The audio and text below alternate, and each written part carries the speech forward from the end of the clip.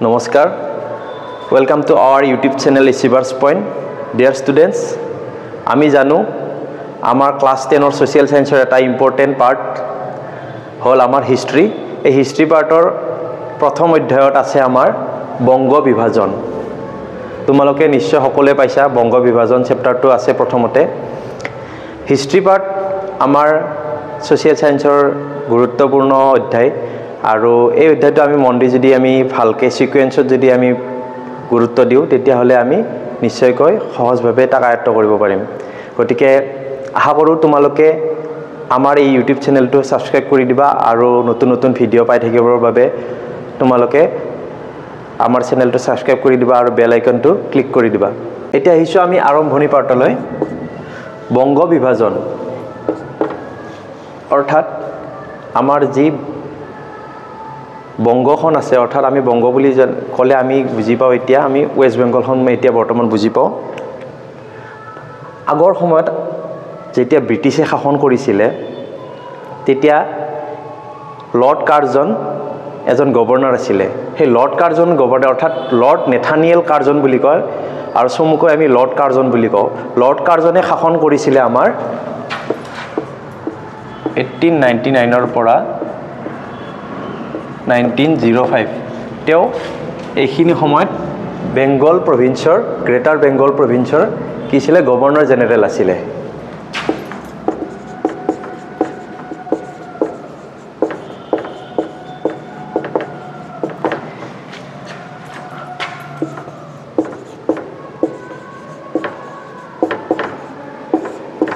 Lord Curzon আছিল বেংগল প্ৰভিন্সৰ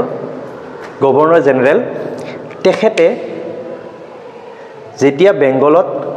শাসন কৰিছিলে তেতিয়া তেওঁ দেখিলে যে কাৰণ আমি এটা কথা গম পাওঁ যে ব্ৰিটিছৰ এটা পলিচি আছিল ডিভাইড এণ্ড ৰুল। কি পলিচি? Divide and rule.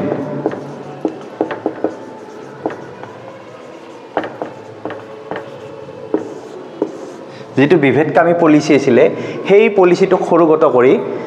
ব্ৰিটিছে কি কৰিলে যিখন আমাৰ বেংগল আছে সেই বেংগলখনক দুভাগ কৰিবৰ কাৰণে তেওঁলোকে প্ল্যান কৰিলে। কিয় প্ল্যান কৰিলে? কাৰণ একমাত্ৰ আমাৰ 1857 চনৰ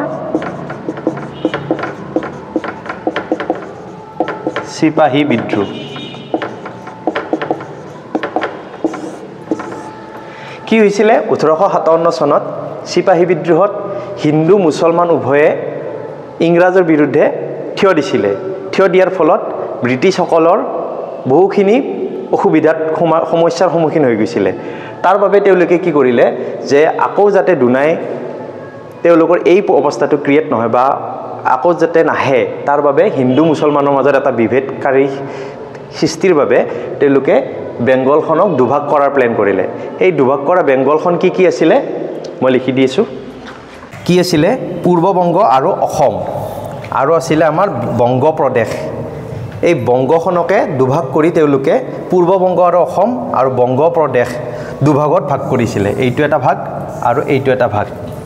তোমালোকে নোট ডাউন কৰি ল'ব পাৰা। আৰু এইটো কৰাৰ উদ্দেশ্য কি আছিল? তাৰ লগে লগে আমি আৰু এটা গুৰুত্বপূৰ্ণ কথা কওঁ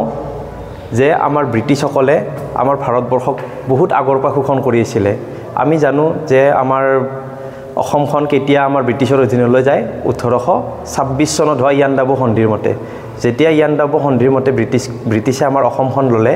তাৰ লগে লগে বিভিন্ন আন্দোলন হ'ল, সিপাহী বিদ্ৰোহ হ'ল, বিভিন্ন আন্দোলন কৰিও কিন্তু ব্ৰিটিছক খেদিব পৰা নাছিলে। তাৰ পিছত দ্বিতীয়টো ৰাজনৈতিক আন্দোলন যাক আমি কি বুলি কওঁ বংগ ভংগ আন্দোলন, বংগ বিভাজনৰ যেটো আন্দোলন সেইটো দ্বিতীয় ৰাজনৈতিক আন্দোলন। এই আন্দোলনটো আমাৰ দেশত এটা ঘটা উল্লেখযোগ্য আন্দোলন যাৰ যোগেদি আমি বিভিন্ন ঘটনা পৰিঘটনাৰ সন্মুখীন হৈছোঁ। আৰু সেই ঘটনাত আমাৰ পূৰ্ববংগ আৰু অসম আৰু বংগ প্ৰদেশ যি দুভাগ কৰাৰ পৰিকল্পনা কৰিছিলে আৰু তাৰ নেতৃত্ব কোনে দিছিলে? Lord Curzon. আকৌ এবাৰ কৈ দিছিলোঁ লৰ্ড কাৰ্জন বা লৰ্ড নেথানিয়েল কাৰ্জন বুলিও কয়, চমুকৈ লৰ্ড কাৰ্জন বুলি কয়। তেওঁ সময়সীমা আছিলে 1899 চনৰ পৰা 1905 চন। এতিয়া কথা হ'ল তেওঁলোকে মূল কাৰণ অৰ্থাৎ বংগ ভংগ কৰাৰ মূল কাৰণবোৰ কি? মূল কাৰণবোৰ আমি ফহিয়ে চাব পাৰোঁ। সেইখিনি মই বৰ্ডত লিখি দিছোঁ। মূল কাৰণ বংগভংগৰ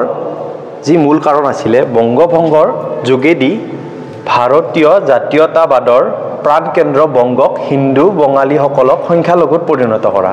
অৰ্থাৎ ইয়াৰ যোগেদি আমি বুজিলোঁ যে আমাৰ বংগ প্ৰদেশ যিখন আমাৰ বৰ্তমান বেংগল, সেই বংগ প্ৰদেশখনত জাতীয়তাবাদৰ প্ৰাণকেন্দ্ৰ বুলি কোৱা হৈছে। আৰু তাৰ পৰা আমাৰ বহুতো আমাৰ জাতীয়তাবাদ গঢ়ি তোলা বিভিন্ন ব্যক্তিৰ সৃষ্টি হৈছিল, যিয়ে আমাৰ ভাৰতীয় স্বাধীনতা সংগ্ৰামত প্ৰাণ আহুতি দিছিল। আৰু ব্ৰিটিছে তেতিয়াই দেখিছিল যে বংগৰ যি জাতীয়তাবাদী লোকসকল আছে, তেওঁলোকক যদি বশ কৰিব পৰা যায়, তেতিয়াহ'লে তেওঁলোকৰ যি শাসনকাল, সেই শাসনকালটো বাঢ়ি যাব আৰু বিভিন্ন ক্ষেত্ৰত তেওঁলোকে আমাক শোষণ আৰু দমন নীতিৰে আমাক সদায় নমাই থৈ দিব পাৰিব, আমাক কেতিয়াও উঠিব নিদিব। গতিকে এই হিন্দু বঙালী অৰ্থাৎ বংগৰ যি হিন্দু জাতীয়তাবাদ আছে, সেই হিন্দু জাতীয়তাবাদক তেওঁলোকে মষিমূৰ কৰিবলৈ সংখ্যালঘুত পৰিণত কৰাৰ কাৰণে তেওঁলোকে এটা বিভাজনৰ নীতি প্ৰয়োগ কৰিছিল। তাৰ লগে লগে আহিল আমাৰ ৰাজনৈতিক চেতনা ভাৱৰ হিন্দুসকলক পংগু কৰি জাতীয়তাবাদৰ বাধাৰ সন্মুখীন কৰা। আমি জানো বংগৰ বিভিন্ন লোকসকল অৰ্থাৎ বুদ্ধিজীৱীসকল জাতীয়তাবাদৰ তেওঁলোকে ভৰপূৰ আছিল আৰু নিজৰ দেশখনক বহুত ভাল পাইছিল। সমগ্ৰ ভাৰতত বংগ প্ৰদেশখনতেই আটাইতকৈ বেছি জাতীয়তাবাদী অৰ্থাৎ আমাৰ দেশৰ বাবে প্ৰাণ আহুতি দিয়া বিভিন্ন লোক আমি দেখা পাওঁ। গতিকে এই বংগ প্ৰদেশক যদি নিজৰ কণ্ট্ৰলত ৰাখিব পাৰি, তেওঁলোকৰ বাবে এটা ডাঙৰ এচিভমেণ্ট হ'ব, অৰ্থাৎ সফলতা আহিব। গতিকে ৰাজনৈতিক চেতনাভাৱৰ হিন্দুসকলক পংগু কৰি জাতীয়তাবাদৰ বাধাৰ সন্মুখীন কৰা তেওঁলোকৰ লক্ষ্য আছিলে। আৰু তাৰ বাবে আমাৰ কি কৰিছিলে, পূৰ্ববংগ আৰু অসম দুভাগ, পূৰ্ববংগ আৰু অসম এটা ভাগ হ'ল আৰু এটা হ'ল বংগ প্ৰদেশ, এনেকৈ দুভাগ কৰিছিলে। আৰু দুভাগ কৰাৰ মেইন কাৰণ আছিলে, মই সেইকেইটা কাৰণো বৰ্ডত লিখি দিছোঁ, তোমালোকে নোট ডাউন কৰি ল'বা। আৰু যিসকলে আমাৰ চেনেলটো ছাবস্ক্ৰাইব কৰা নাই এতিয়ালৈকে ছাবস্ক্ৰাইব কৰি দিবা, মই নোট ডাউন কৰি দিছোঁ। তোমালোকক অলৰেডি কোৱা হৈছিলে যে পূৰ্ববংগ অসম আৰু বংগ প্ৰদেশৰ যি দুভাগ আছিলে, সেই দুভাগ কৰাৰ মেইন কাৰণটো কি, মেইন কাৰণটো অলৰেডি এবাৰ ডিছকাশ্যন কৰা গৈছে। আকৌ মই কৈ দিছোঁ, পূৰ্ববংগ আৰু অসমত জনসংখ্যা আছিলে কিমান, 3,10,00,000। মনত ৰাখিব, 3,10,00,000। আৰু ইয়াৰে আছিলে 1,80,00,000 মুছলমান আৰু 1,20,00,000 আছিলে হিন্দু। নিশ্চয় তোমালোকে ভাবিছা যে 1,80,00,000 মুছলমান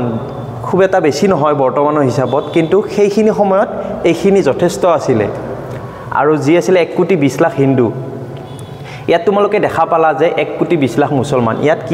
কিহৰ কোনটো সম্প্ৰদায়ৰ জনসংখ্যা বেছি দেখা গৈছে, মুছলমান সম্প্ৰদায়ৰ অৰ্থাৎ মুছলমান ধৰ্মাৱলম্বী লোকসকলৰ জনসংখ্যা বেছি দেখা গৈছে। লগতে আছিলে 1,20,00,000 হিন্দু, য'ত নেকি হিন্দু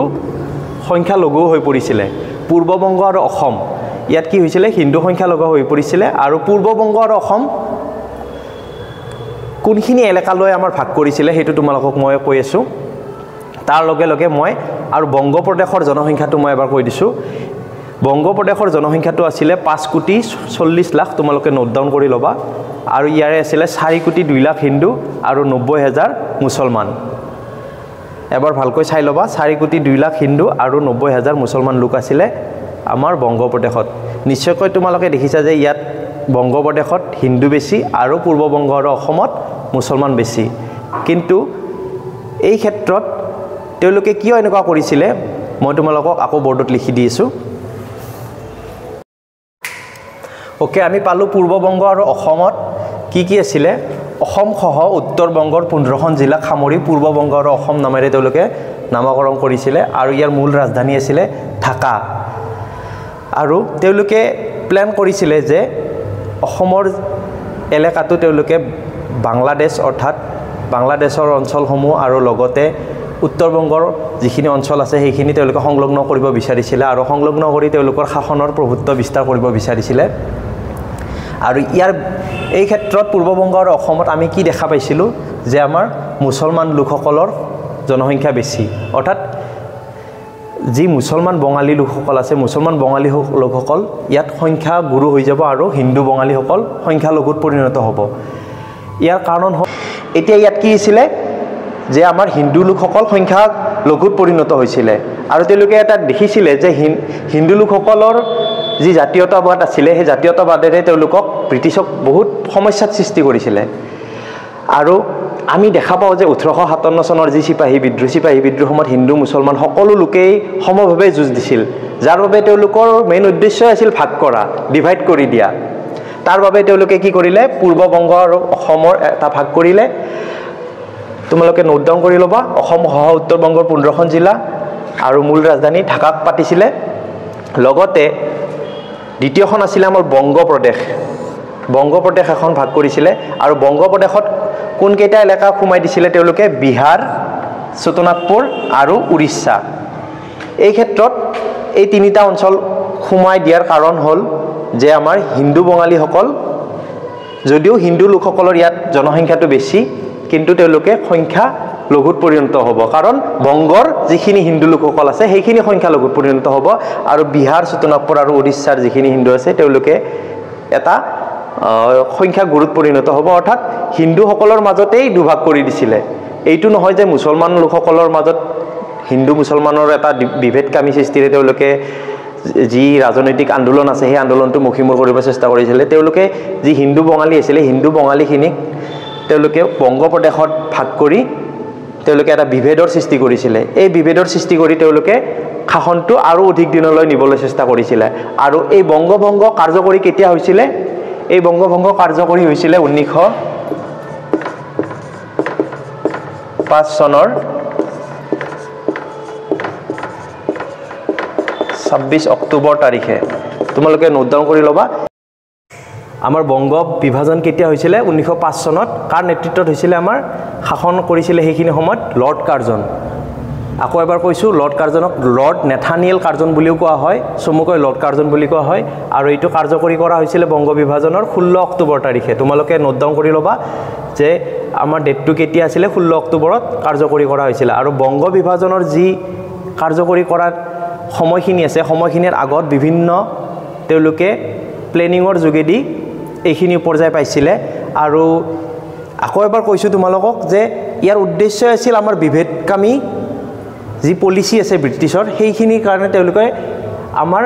হিন্দু জাতীয়তাবাদৰ মুখিমূৰ কৰিব বিচাৰিছিলে আৰু হিন্দু বঙালীসকলক তেওঁলোকৰ অধীন কৰিব বিচাৰিছিলে যে তেওঁলোকৰ যাতে যিটো ষ্ট্ৰং পাৱাৰ আছে তেওঁলোকৰ শক্তিশালী পাৱাৰ সেই শক্তিশালী পাৱাৰটো তেওঁলোকৰ যাতে কেতিয়াও নাথাকে তাৰ বাবে এনেকৈ ভাগ কৰিছিলে আৰু তোমালোকক এই চেপ্টাৰটোৰ যি 4 দফীয়া আঁচনি আছে সেইখিনি মই নোট ডাউন কৰি দি আছোঁ তোমালোকে আশা কৰোঁ লিখি ল'বা বংগভংগ বিভাজনৰ বা বংগ বিভাজনৰ যি 4 দফীয়া আঁচনি আছিলে এই 4 দফীয়া আঁচনিৰ প্ৰথম দফাটো আমি পাঠ কৰি দিছোঁ ৰাজখাহী ঢাকা আৰু চট্টগ্ৰাম সংমণ্ডলৰ সৈতে নতুন প্ৰদেশৰ নাম হৈছে পূৰ্ববংগ আৰু অসম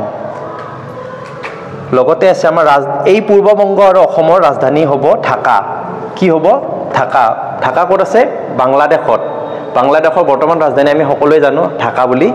সেইখিনি সময়ত কি কৰিছিলে পূৰ্ববংগ আৰু অসমৰ ৰাজধানী ঢাকা তেওঁলোকে বনাইছিলে আৰু পূৰ্ববংগ আৰু অসমৰ দায়িত্ব ল'ব এজন লেফটেনেণ্ট গভৰ্ণৰে কোনে দায়িত্ব ল'ব লেফটেনেণ্ট গভৰ্ণৰে তোমালোকে নোট ডাউন কৰি ল'বা এইটো প্ৰথম দফা হয় প্ৰথম দফাৰ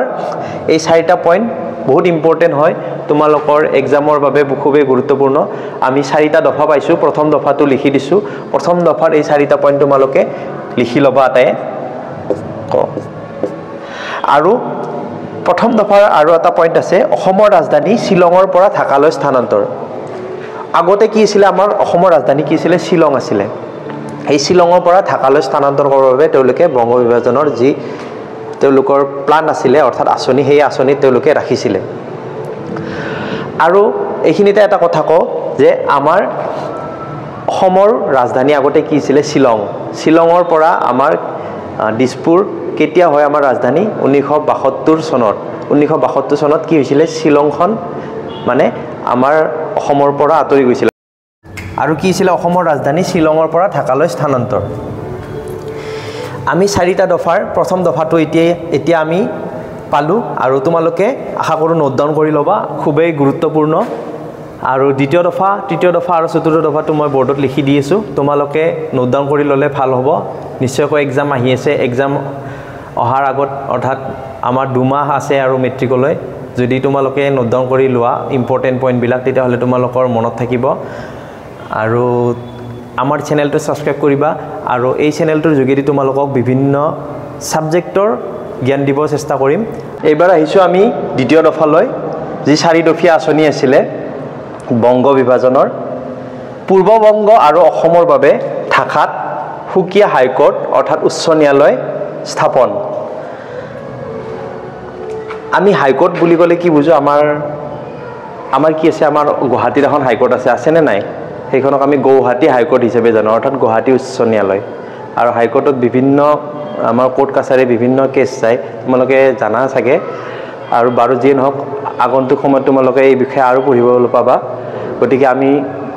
লাইনটোলৈ আহোঁ পূৰ্ব বংগ আৰু অসমৰ বাবে ঢাকাত সুকীয়া হাইকোৰ্ট অৰ্থাৎ উচ্চ ন্যায়ালয় স্থাপন আছিলে লগতে সুকীয়া হাইকোৰ্ট নোহোৱা পৰ্যন্ত প্ৰদেশখন কলিকতা উচ্চ ন্যায়ালয়ৰ এখতিয়াৰভুক্ত হ'ব অৰ্থাৎ যেতিয়ালৈকে পূৰ্ব বংগ আৰু অসম যেতিয়ালৈকে ভালকৈ ক্ৰিয়েট নহয় তেতিয়ালৈকে কি হ'ব হাইকোৰ্টখন কলিকতাতে থাকিব আৰু কলিকতা উচ্চ ন্যায়ালয়ৰ এখতিয়াৰভুক্ত হ'ব এইখিনি কথা তোমালোকে নিশ্চয়কৈ বুজি পালা যে আমাৰ 4 দফীয়া আঁচনিৰ দ্বিতীয় দফাটো খুব ইম্পৰ্টেণ্ট পৰীক্ষাৰ বাবে গোটেইকেইটা দফাই ইম্পৰ্টেণ্ট তোমালোকে নোট ডাউন কৰি ল'বা আৰু কিবা যদি বুজি নোপোৱা আছে কমেণ্টত তোমালোকে টাইপ কৰি সুধিব পাৰা আমি তৃতীয় দফালৈ আহিছোঁ তৃতীয় দফাত কি আছে আমাৰ পশ্চিম বংগ বিহাৰ উৰিষ্যা আৰু চট্টনাগপুৰৰ সহ বংগৰ ৰাজধানী কি হ'ব কলিকতা এই 4 দফীয়া আঁচনিৰ তৃতীয় দফাটো তোমালোকে নোট ডাউন কৰি ল'বা খুব ইম্পৰ্টেণ্ট আৰু নোট ডাউন কৰি ল'লে কি হয় আমাৰ লিখাবিলাক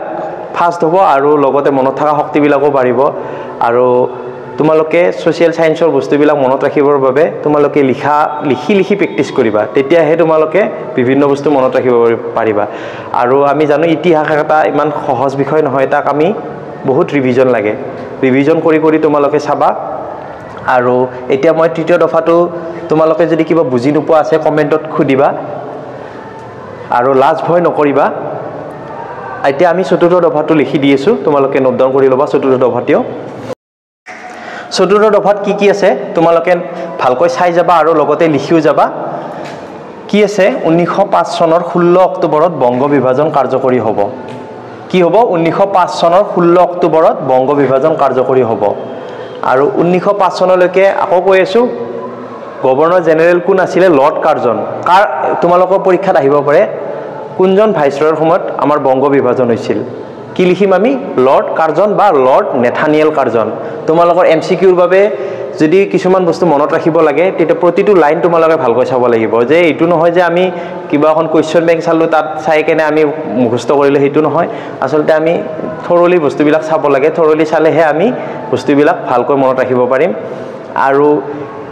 আমি কোনো বিষয় এটা টান বুলি ভাবিব নালাগে তাক আমি মনোভূত কৰিবলৈ ৰিভিজন দিব লাগে টান বস্তু তেতিয়া আমাৰ সহজ হৈ যায় ঠিক আছে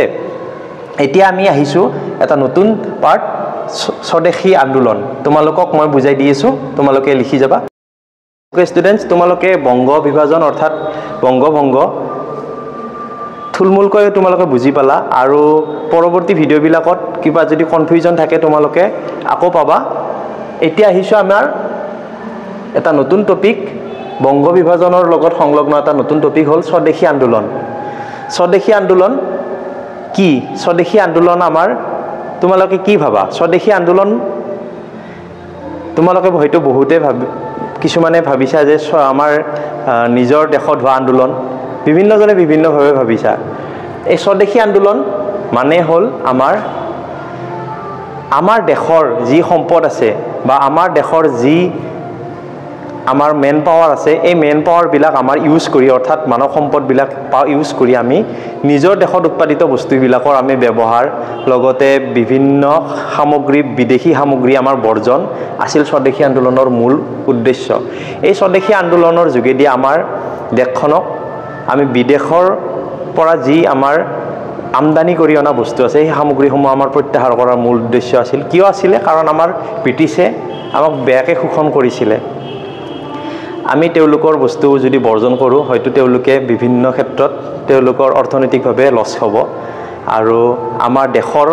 যিবিলাক বস্তু আছে দেশত নিৰ্মিত যিবিলাক বস্তু আছে সেইবিলাক বস্তুৰ যোগেদি আমি কি হ'ব পাৰিম স্বাৱলম্বী হ'ব পাৰিম স্বাৱলম্বী হোৱাৰ কাৰণে এই স্বদেশী আন্দোলনটো একচুৱেলি আমাৰ ভাৰতীয়সকলৰ মনত সৃষ্টি হৈছিলে আৰু এই স্বদেশী আন্দোলনৰ সময়ত এটা দিন আমাৰ শোক দিৱস হিচাপে পালন কৰা হৈছিলে সেই শোক দিৱস পালন কৰা আমাৰ ডেটটো কি আছিল বংগ বিভাজন যেতিয়া কাৰ্যকৰী কৰা হৈছিল সেই দিনটো কি দিন আছিল সেই তাৰিখটো তোমালোকৰ নিশ্চয়কৈ মনত আছে কি আছিল 16 অক্টোবৰ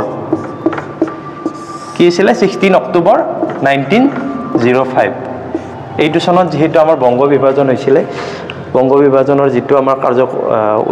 আঁচনি কাৰ্যকৰী কৰা হৈছিলে আৰু এই দিনটো শোক দিৱস হিচাপে পালন কৰিছিলে আৰু এই শোক দিৱস হিচাপে পালন কৰিছিলে কেইজনমান আমাৰ বিখ্যাত আমাৰ বুদ্ধিজীৱী বা আমাৰ দেশপ্ৰেমিকসকলে সেই দেশপ্ৰেমিকসকলৰ মই নামটো লিখি দিছো তোমালোকে নোট ডাউন কৰি ল'বা আমি কি পালো স্বদেশী আন্দোলনৰ বাবে আমাৰ সেই দিনটো